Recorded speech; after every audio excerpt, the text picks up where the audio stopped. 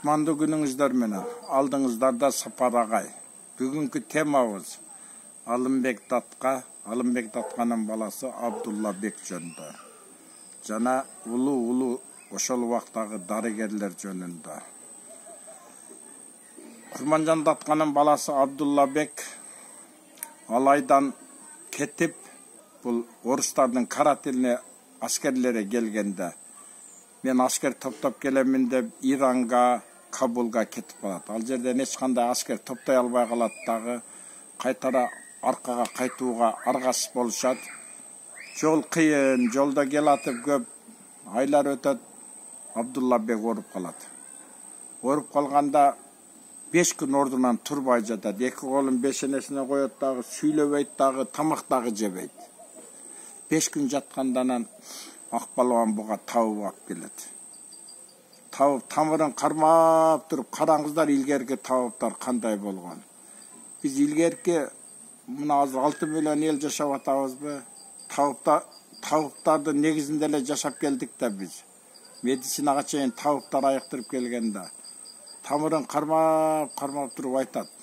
Бегим дейт, себеби кийиминен, шакектеринен бек экени билинет да. Бегим, кирпигиңиз катып калыптыр дейт. Бул турмушта көп ойланмаң дейт. Бул деген депрессияга.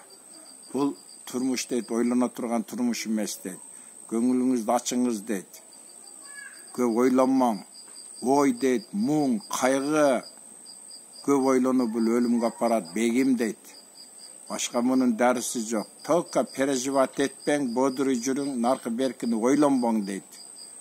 Башка дарысы жок мунун дейт. Ошол убакта көрдүңүзбү, депрессияны дагы мындай күлкү менен ойлонбой жеңишкен экен.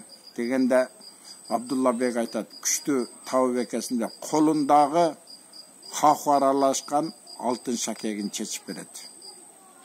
Анан бул 2 күндөн өлөр алдында жигиттерин топтойт дагы, өзүнүн мекенине болгон сүйүү.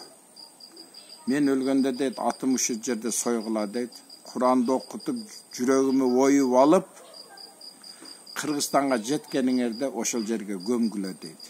Булар 1 айдан кийин Кыргызстанга жетип келет. Айткандай кылып, жүрөгүн Кыргызстандын bir арчанын түгүнө көмүшөт, жүрөгүн.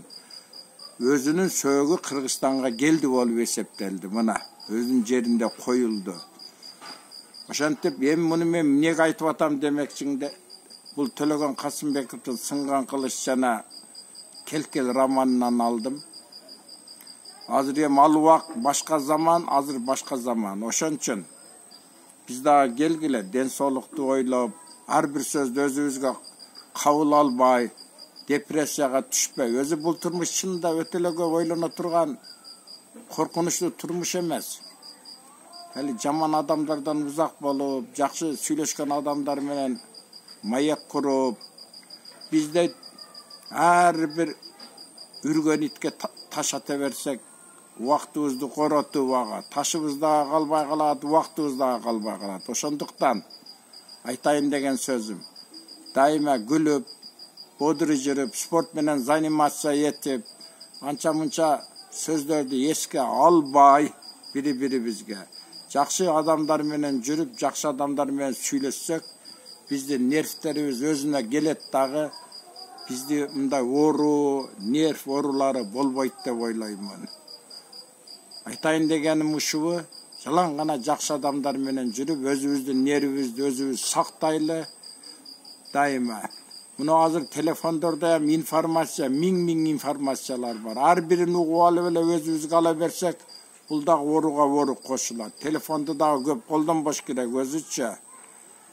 Айтайын дегеним ушу эми Курманжан Татка энебиз өтө узак жашаган, 97 жыл.